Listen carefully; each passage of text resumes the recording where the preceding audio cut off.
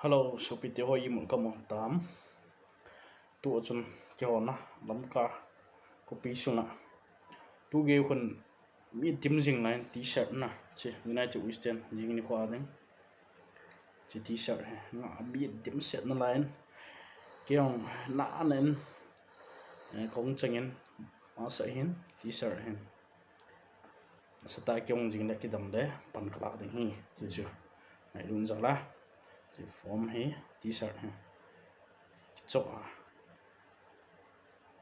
cần chọn hay cần test ha ala mi itabanga chipun khom ding de sa mi ko nang tam tok men na t-shirt nga tu giao cái eo zin lại men kha be ga ve thau cho la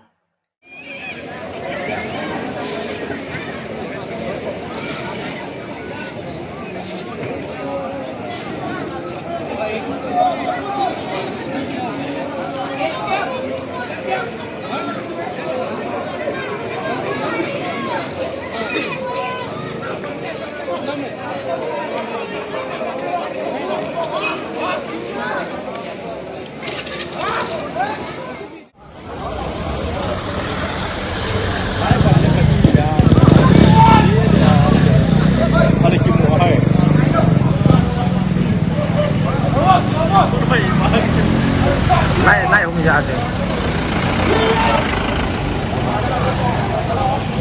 We want t-shirt.